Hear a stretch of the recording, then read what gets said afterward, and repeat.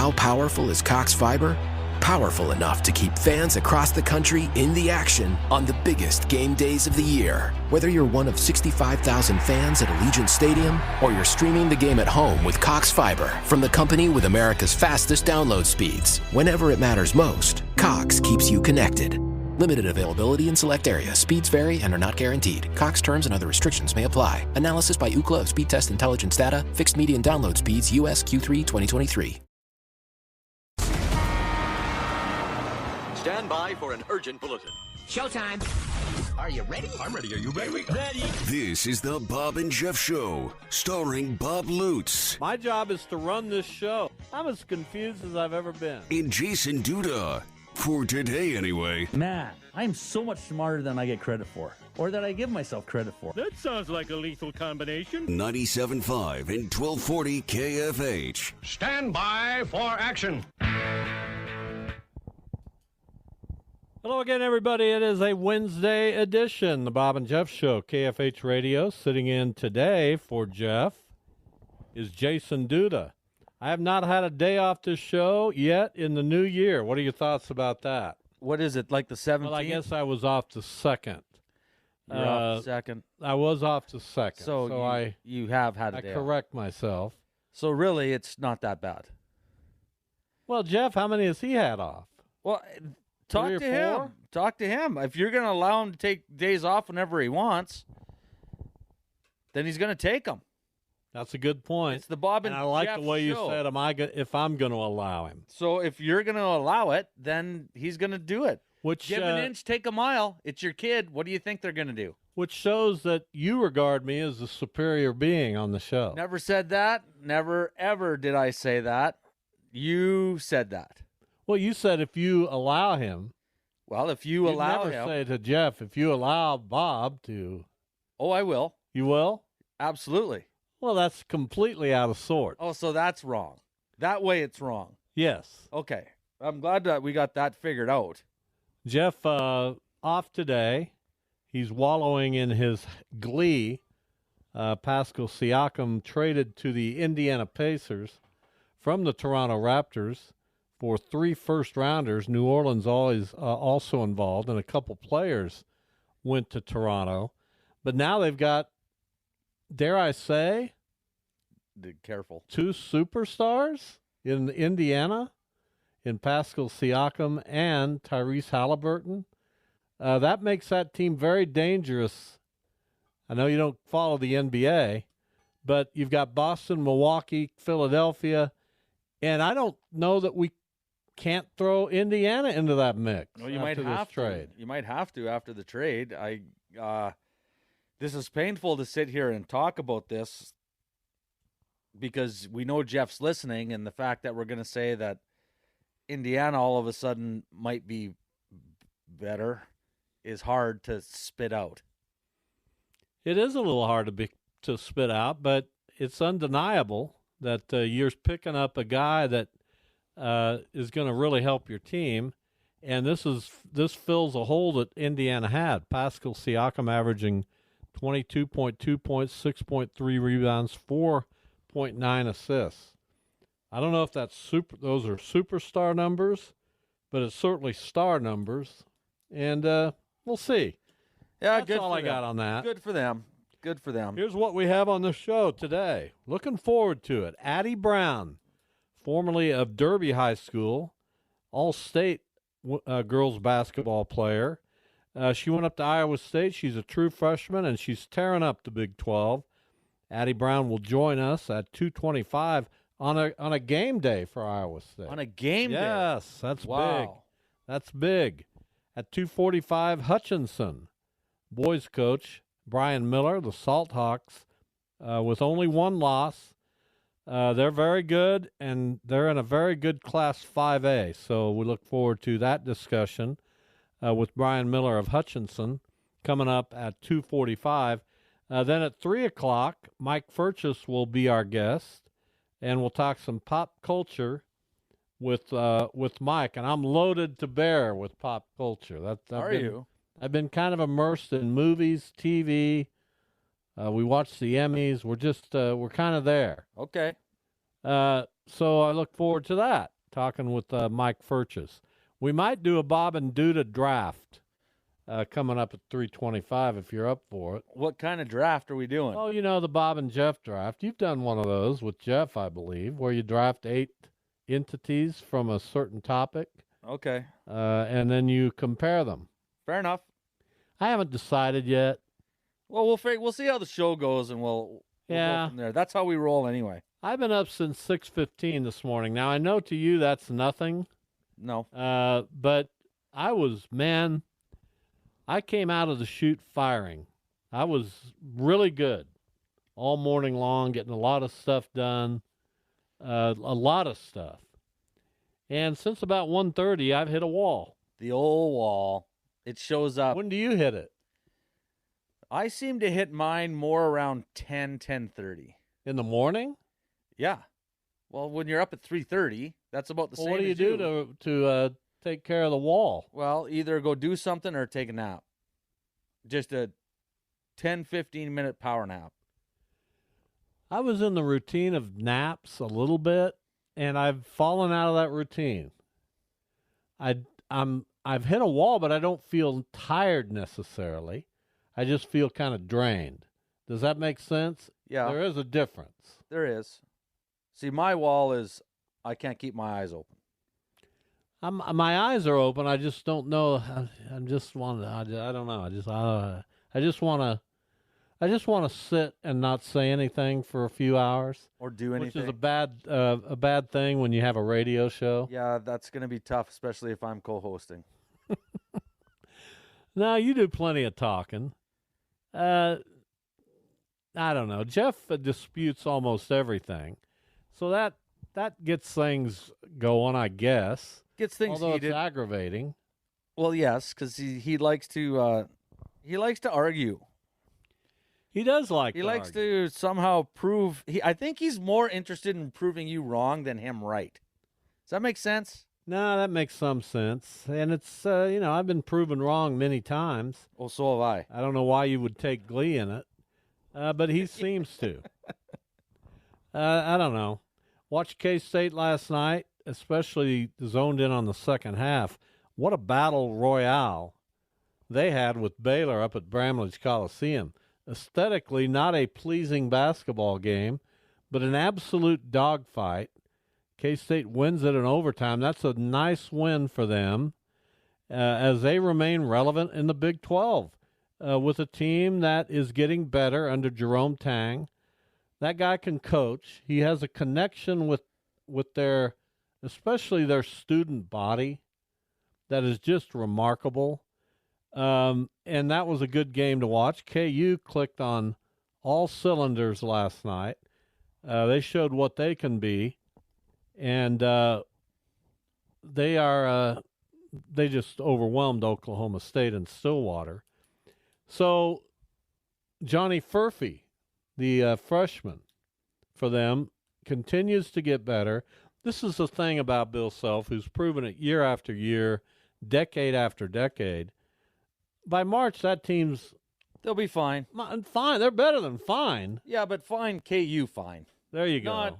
Not basketball fine. KU fine. I know it was just a week ago they went to Orlando and lost the game that nobody saw coming. Nobody did, but it's sports. It is sports, but Central Florida, I agree with you. that was bizarre. I agree. Maybe the most bizarre result of the season. But a lot of times in those situations, it's an eye opener, right? Yeah, So a lot of times you losing a game like that actually helps your club. that's and- Maybe that's what's going to happen with KU. I don't know. I don't got a crystal ball. But in sports, when you lose a game that you know you should not lose, all of a sudden it's, oh boy, what was that? We need to reassess a couple things. but it's certainly a coaching tool. I'm sure Bill Self had that team's attention in a way he maybe hadn't. So KU back on track. K-State holding steady. The Big 12 looking as good as ever. Can't wait to watch more. It's going to be an absolute treat to see what happens the rest of the way. Now, I know you're locked in. By the way, your picks didn't go all that well. I got to find them here. No, I You don't. are running out of time, my friend. I think I've just conceded the fact that I'm going to allow one of you guys to win this. Finally. I think that's where I'm at. You think so? I do. Now, that's not a decoy, is it? It's not a decoy. Give us a false sense of optimism. And I love to do that with my buddies back home, but no, this is just, it is what it is. Well, you only got 3 games right, but you did score points. You had 21 points. I got 5 games right and only had 4 more points. But you got to start denting my lead, and you're not. I know. It's disappointing. Very disappointing. I'm up now 12 over Jeff. I'm up 21 over Max, and I'm up 47 over 47. What?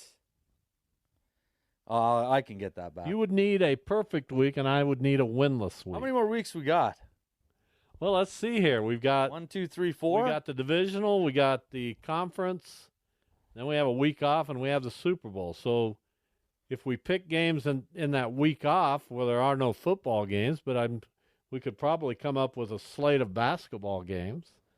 So the maximum would be 4 more weeks of picks. Oh, I still got time. I didn't realize I had that much time left. There is theoretically time, but when you have all 3 of us to pass, I don't know that I see that happening. Listen, it's an issue, okay? It's an issue that I have right now, and I don't think I'm going to be able to fix it. But I'm not going to quit. No, you're going to continue to make. There's still a chance. Well, we got the 4 playoff games. We'll pick 3 basketball games, and then we're going to pick a couple of off the, beaten path. Why wouldn't we? We'll pick over-under on Kansas City, Buffalo, and then we'll pick 500 yards over-under for Mahomes and Kelly combined in that game. Okay. Let's talk about that. 500 yards for Allen in that weather. For Allen and Mahomes? Yes. Yeah, that's an under. I may have to adjust it. Well, Allen's going to run the ball. I mean, he only threw for, 190-something last week or 202 or something like that against Pittsburgh because he runs the ball so much. And they've been running the ball. I don't know if you can run it. Stephon Diggs has disappeared. Yeah, I don't know if you can run it with that. I think these teams got to throw in this game. The weather's going to be cold, but I think you got to throw to win this game. I don't think you can win it running. And the Chiefs in Buffalo's head? That's my question. Yeah, but the Buffalo's, it's always been at Kansas City, right? Yes. That's the difference, I think. 13 seconds. Remember that one? Yo, I remember. Do I think they're in their head? I don't know if they're in their head, but I'm sure it's thought about. But at the same time, now they're at home. Man, I don't know. I mean, Kansas City they're not the same. Buffalo's They kind of look the same against Miami. Miami couldn't beat anybody that had a 500 or better record, though. Miami was not that good of a team. They were flashy, but they weren't that good. Right now, the Bills are a 3-point home favorite. And that means everyone's betting Buffalo because it was started at 2 or 2.5. So if it's up to 3, that means everybody's saying Buffalo's going to win. I'm sure most people are in my situation with the Chiefs. I have trouble picking against them. It's almost like I've been programmed. They've been so good for quite a while now. I mean, they've been good for a long time. They have. And this line looks like, they're going to win this game in Buffalo. You would not be shocked if the Chiefs go into Buffalo and win. Oh, no.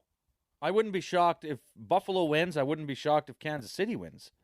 It's a toss-up as far as I'm concerned. And I would give the edge to Buffalo because they're at home. Here's the line I'm at with it. Here's a line I just don't get. Baltimore 9.5 over Houston. Yeah. I know Baltimore's really good. I get it, man. They are. I've said it. They're the best team in the NFL in my opinion. But man, Houston is good, especially offensively. offensively, but you're going to be on the road now. You're not in your dome. You're not at home. They don't really have a lot of weapons except for Nico Collins. Brown might play as another wide receiver. They don't know yet. I think going into Baltimore, and I've always noticed this going into this division this weekend from last weekend, is the teams that look really good, then they get in, and so your 7 seeds or your 6 seeds or your 5 seeds or whoever it is, then they have to go play that top seed who's at a bye week, time to prepare, time to get everybody rested. Always seems that they come out firing. Is it going to happen? I don't know. But over the years, that's how I've seen it go. Do I like the line? No. I don't like the line. I think it's too many, but I don't think I could play Houston. I don't think I could play Houston in that game. I know what you're saying. This is why you're last. Oh, I mean, I'm sorry, but 1 year. Oh, and we're talking about a totally different. We're not talking about the regular season. We're talking about the playoffs. You just said Baltimore's the best team in the NFL. Come on, Bob. How many of the NFL games did you get right last weekend? I think I tossed the sheet away. No, I haven't. Well, I got Dallas wrong. I know that. I know I got Tampa right. Cause you got Tampa and you picked the Rams. Yeah. Which we all, well, except for Max. So you got 2 of the 6 NFL games right. Yeah, because I like Cleveland. Max was 0. Oh, no, he got Buffalo. He got 1, Jeff got 2, and I got 3. So if you're out there in the audience and you're listening for an expert, seems I'm your guy. Oh, jeez. Yeah, 3-3. Here's your guy. Well, there he is. You know, based on the competition. If I was a betting man, I like the overs of a lot of games this weekend rather than trying to pick the teams. Weather's always, you never know. 50.5 points out in San Francisco with the Packers and 49ers. That should be an over. You'd think that should be an over. That should be an over. You'd think. But San Francisco can really defend. Can they? Yeah, they're good. They're good. They're not that good. Again, no. Duda 82 and 86. Good player. For the year. Bob 89 and 79. I mean, I hate to go to that. I hate to go to that well. You hate it. I certainly would. If you were leading, I'd go to the well and let the people know. But we pick on you a little bit about the NFL because it's the only thing you like. The NFL's the only thing you like. I do. So like you'd think you'd do a little better, frankly. Frankly. Well, when it comes to picking spreads this year, it hasn't been good. It's okay, but I mean, hasn't been good. 9.5. I don't like the line. I think Baltimore wins that game, but it's hard not to give up almost 10 points. Same thing with San Francisco. I have tied myself to some degree to the Houston Texans. I like the team. I like the coach. I like the vibe. Baltimore, the best team in the NFL. I'll say it again. I think that game's going to go down to the wire. Green Bay, San Francisco. That's the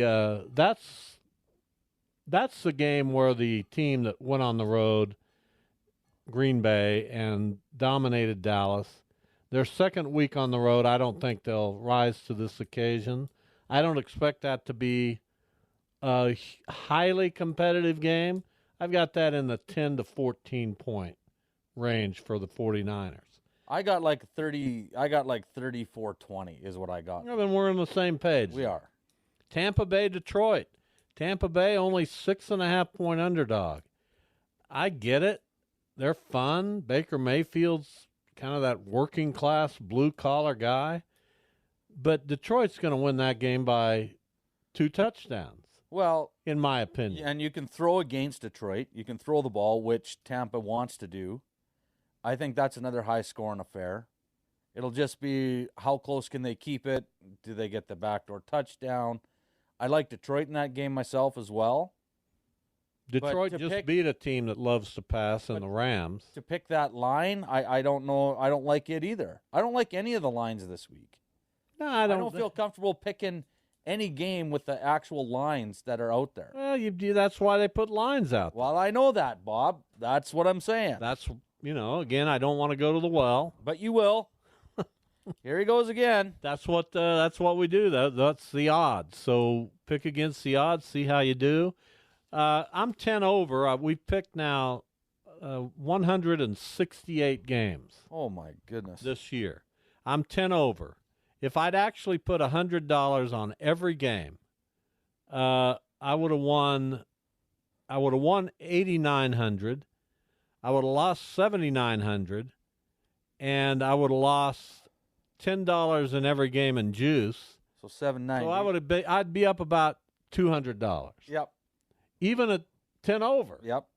That's why. That shows why gambling's ridiculous. That's why Vegas is still there. Exactly. That's exactly I'm having why. a good year. And all these games, I'd be up $200. Yeah. Not good. It's crazy. That's not good. No. Being 10 games over 500. Playing that many games. Yeah. Can't even pocket $1,000.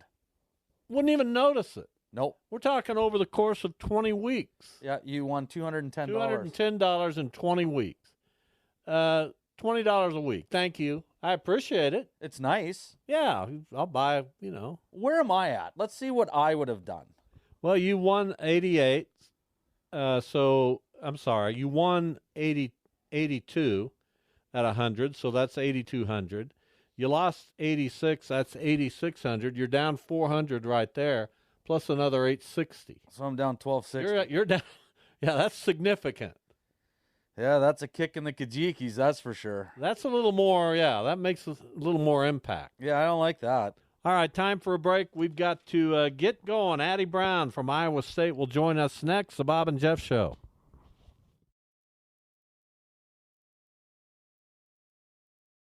How powerful is Cox Fiber? Powerful enough to keep fans across the country in the action on the biggest game days of the year. Whether you're one of 65,000 fans at Allegiant Stadium or you're streaming the game at home with Cox Fiber from the company with America's fastest download speeds. Whenever it matters most, Cox keeps you connected. Limited availability in select areas. Speeds vary and are not guaranteed. Cox terms and other restrictions may apply. Analysis by Ookla of Speed Test Intelligence data. Fixed median download speeds. US Q3 2023.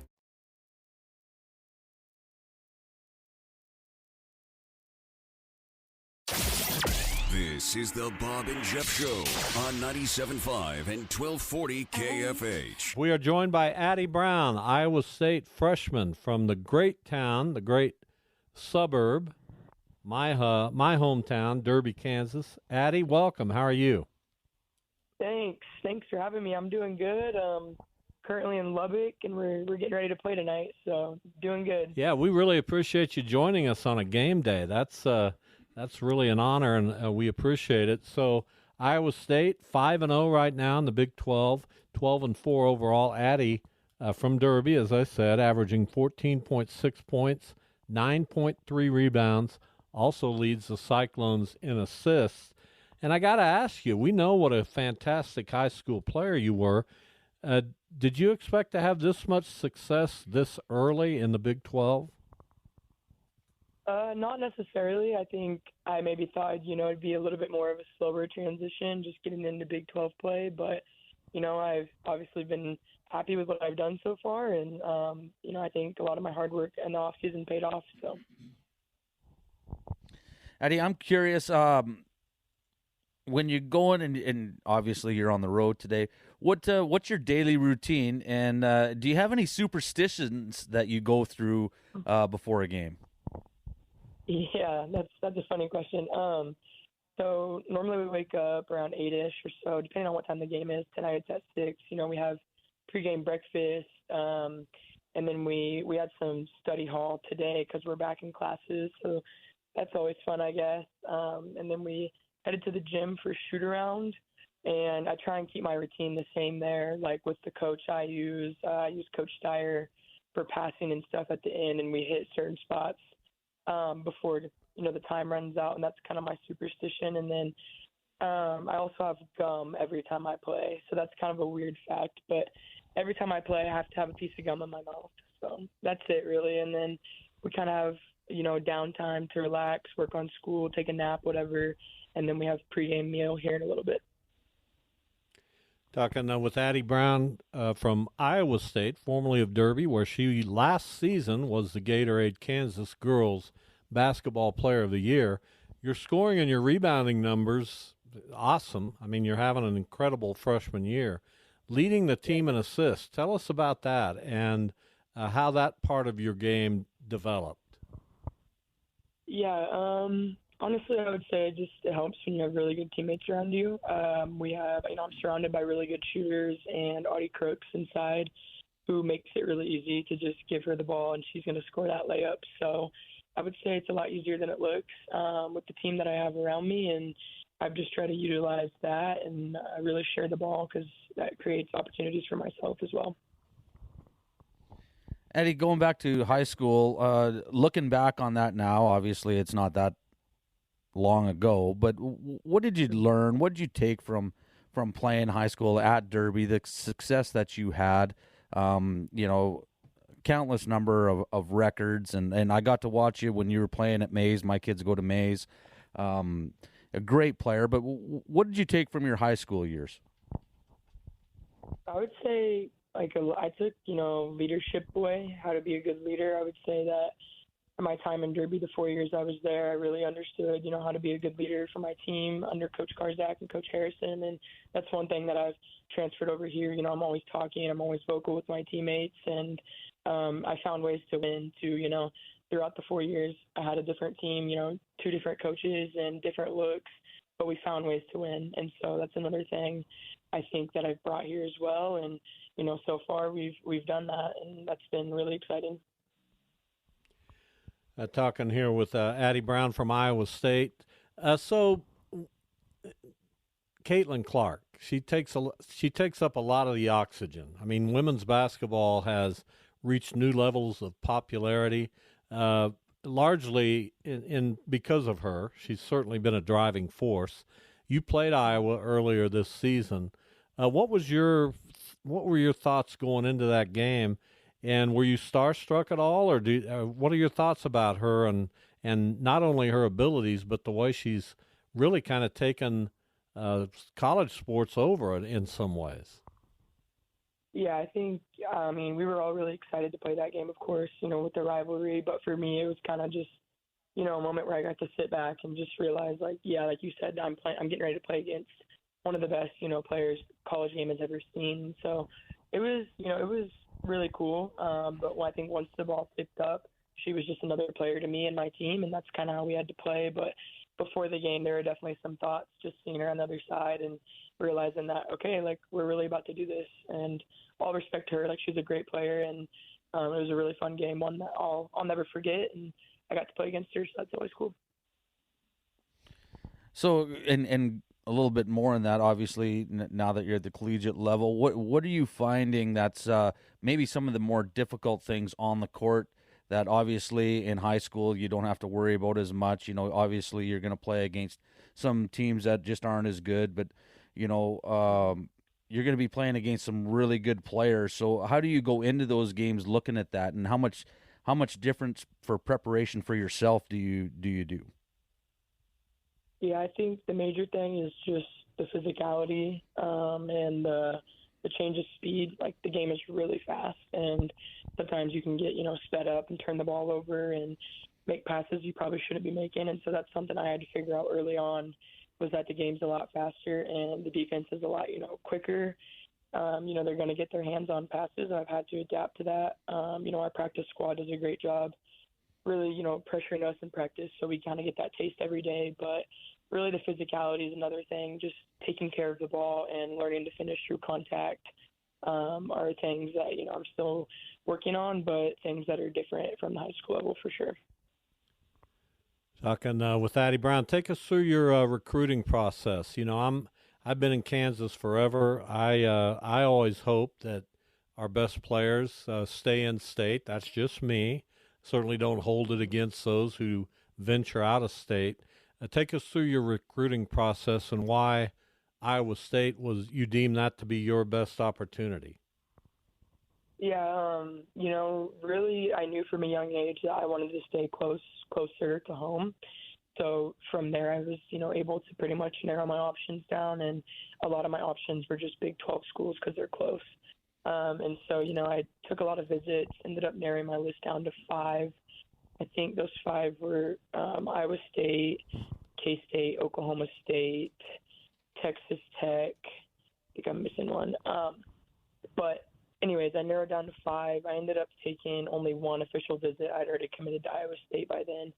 But I think, the main thing for me was just the coaching and realizing that, my coaches weren't going to go anywhere. They've been at Iowa State for 20 years plus, the whole staff. And so just knowing that, they're not going to pack up and leave one year was big for me. And then the other thing was what Coach Finley has been able to do with, players like myself, versatile players. I didn't want to go somewhere where I was just going to be stuck in one position. And so that was another big thing. He's used me all over the floor. As far as X's and O's go, he's the best. And I really do mean that. And so each game, we have different plays and stuff that he utilizes different players. And that was another big thing. And then last, I would say just the crowd. I don't know if you guys have ever been to a game in Hilton, but it's different. And, we get supported, the men's team. I mean, they pack the house for us, and it's really, really cool to see. We'll go out in public and be noticed by all kinds of people. So I appreciate that and the support that women's sports matter as long as, we're playing hard and giving them what they want to see. So. For sure. I was struck by your comment that you, from a young age, wanted to stay close to home. Your older sister, Kennedy, also a fantastic player at Derby, went to Oregon State and then transferred to Duke. I don't think she shared your same level of fondness for proximity. Not at all. No, she must really not like us. I don't know, something. Eddie, I'm curious on how stressful it was for you to make this decision to go to Iowa State. I'm sure you had numerous offers to go, but how was the process just for you personally to try to pick a school that you were hoping would be right for you? Or was it just one of those cases where you went to Iowa State and it was like that? This is it. I mean, everyone's process is definitely stressful, and I think narrowing down your teams is the most stressful part. Just having to, call a coach and tell him, hey, I'm not going to come play for you. It's hard, and it's a hard conversation to have. And I think, along the time I was getting recruited, the transfer portal was just new and big, and so that was another thought in the back of my head, okay, well, if I don't commit by this time, are they going to fill my spot? So there were a lot of different thoughts, going through my head during the recruiting process. But I think, like you said, once I took my visit to Iowa State, I knew that place was special. And, I took one more just to confirm it. But after I took the second one, I knew that's where I wanted to be, and that's where I was going to thrive. Well, we're greatly appreciative of you coming on our show at any point, but especially on a game day. But I will say the chances of you having a huge game tonight just went up precipitously because you did come on this show, Addie. Okay. Hey, that's good energy right there. That's good. Go get them tonight. Thank you. Thank you, guys. Have a good one. You bet. Addie Brown, Iowa State women's basketball. They are in Lubbock to face Texas Tech tonight.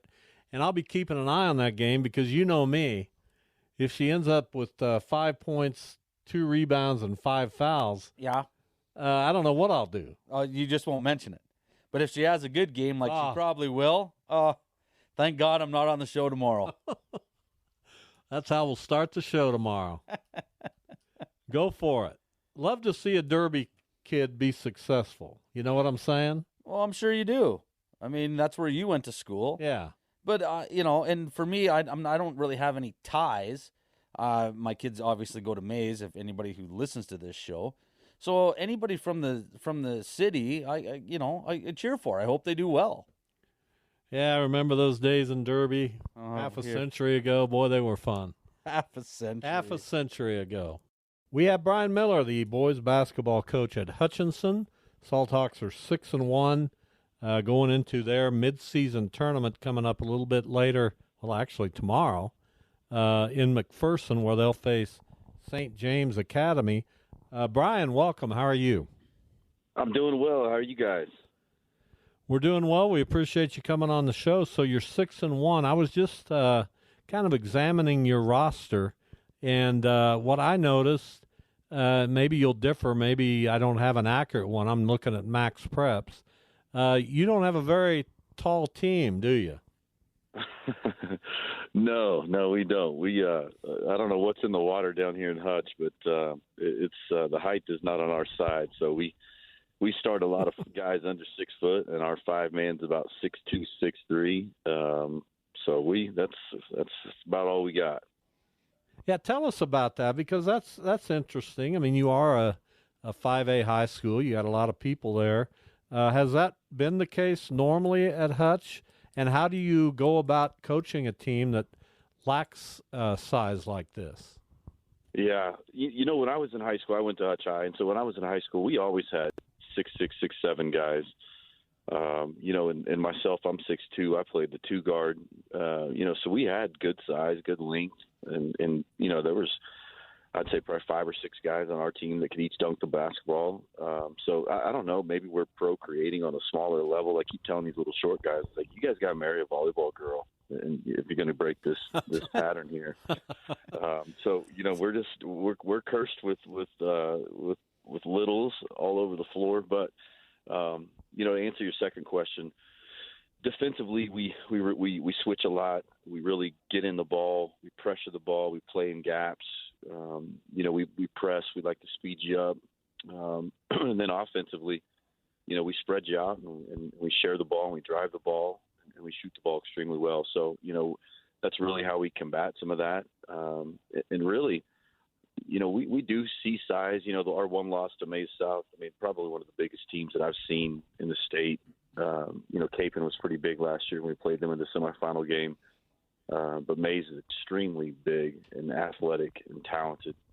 So that length bothered us from that aspect. Do I think they're 27 points better than us? Probably not. It was kind of a perfect storm that week for us. But, you know, we've been pretty successful with being able to play kind of small ball and just spread people out and really use our quickness and to our advantage. Coach, Talk about some of your players. Who's some of your seniors that have stepped up for you, and maybe some guys that have played well that you didn't maybe expect so far this year? Yeah, that's a great question. Well, we lost a lot of productivity from last year's team, and so we've got 6 seniors that were juniors that didn't play a whole lot last year. Didn't have great varsity experience, but you know, probably the 2 seniors that did have the most experience would be Devin Spiller and Julian Smith, and both those guys are having a really good year for us. But we're really, you know, we're led by Terrell King. He's a junior. He's an outstanding 3-sport athlete. He's our point guard. You know, he really just can get downhill, make a lot of plays for other people, sets the tone in the backcourt defensively. But, you know, on any given night, you know, guys can go off. I mean, Jack Sandoval has been a kid that's really came on for us in the last couple of games and played extremely well. And, you know, Julian Smith, I mentioned him earlier. He's probably, I guess, Julian's 6'4", but he's a wing. So, you know, he shoots the ball extremely well for us and does a good job. So I'd say those 3 or 4 are really our leaders. Talking high school basketball, Brian Miller, the head boys coach at Hutchinson. I think I misspoke. You're 7-1. Am I right about that? No, we're 6-1. Yep, we're 6-1. Okay. So the Mays game's been rescheduled. Then I take it. Exactly. Yep, the Mays game will be played on the 26th. So you've had some nice wins. You beat Campus. You beat Goddard. You mentioned the Mays South game. They're kind of they kind of have set the bar. You mentioned playing Capon in the semis last year. 5A still looks strong, and those 2 teams aren't going away, are they? No, they're extremely talented and well coached, and you know, Joe's done such a good job over there at Mays South, just you know, throughout the years, hacking and building that thing brick by brick, and you know, he's reaping the fruits of his labor this year, and I think this is the year where they obviously have a really good team and a great chance to make a run in state.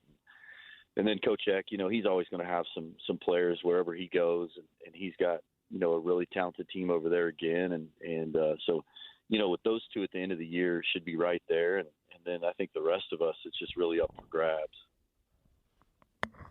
Coach, obviously you got your tournament coming up. How important is that to you, just to get away and, obviously the kids get a chance to bond a little bit, away from school, away from parents, totally different situation. Is this something that you really look forward to as a coach?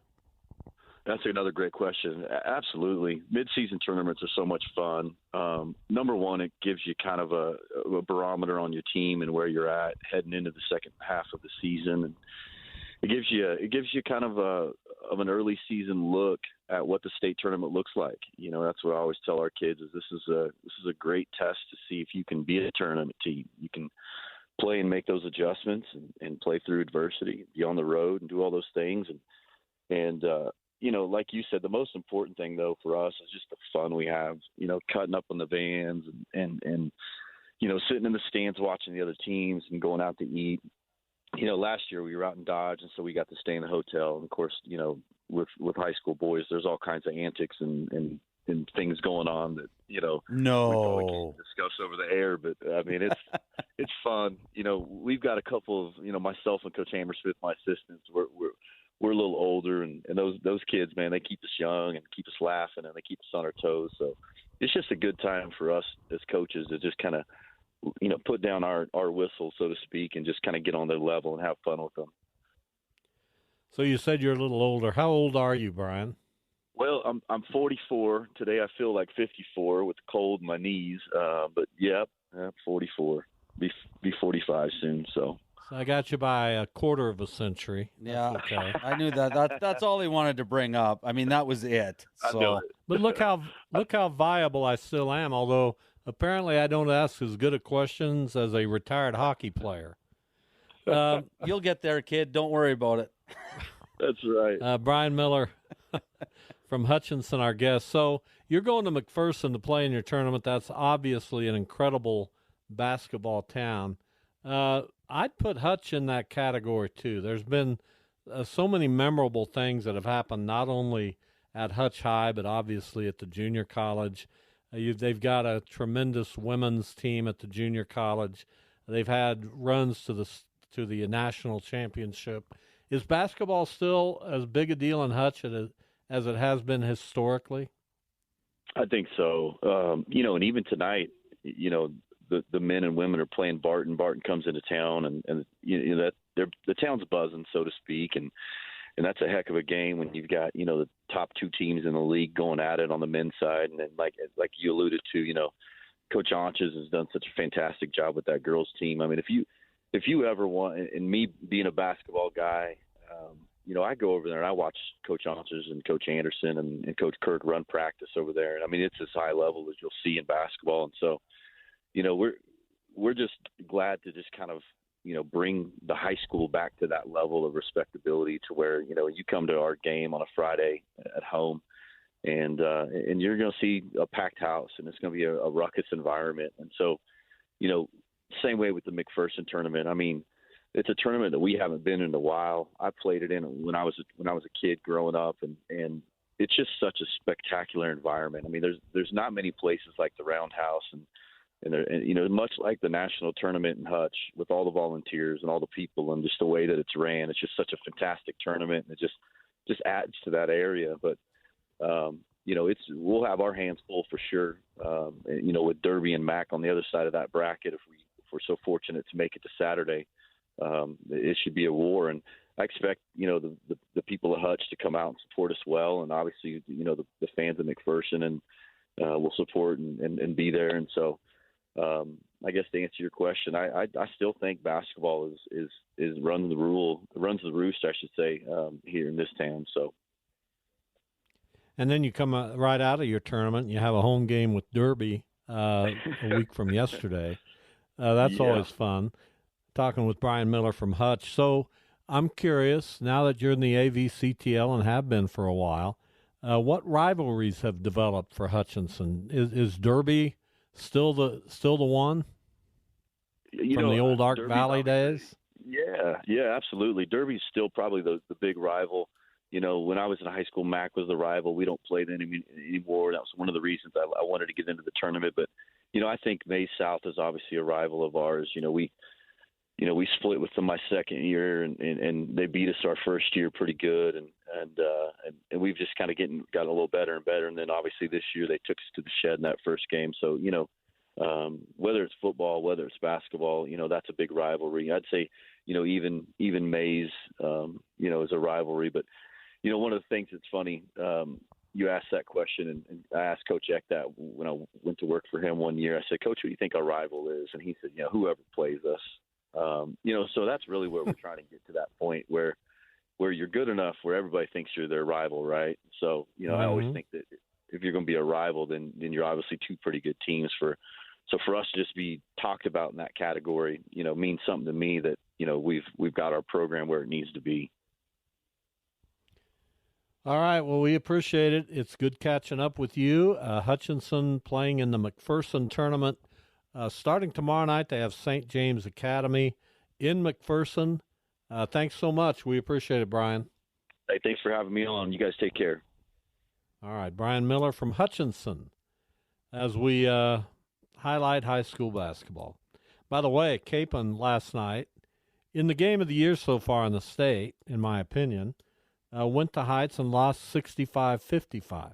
Heights is good.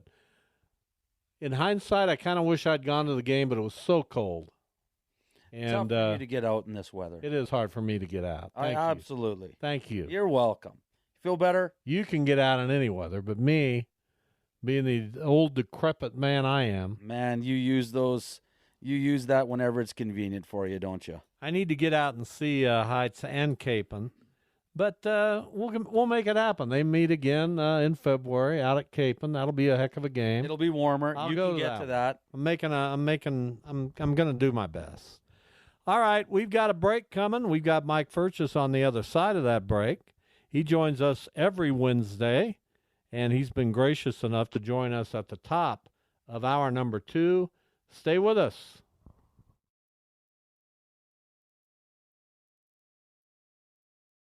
How powerful is Cox Internet? Powerful enough to keep fans across the country in the action on the biggest game days of the year. Whether you're one of 65,000 fans at Allegiant Stadium or you're streaming the game at home with America's fastest download speeds powered by fiber. Whenever it matters most, Cox keeps you connected. Cox Internet is connected to the premises via coaxial connection. Speeds vary and are not guaranteed. Cox terms and other restrictions may apply. Analysis by Ookla of Speed Test Intelligence data. Fixed median download speeds. US Q3 2023.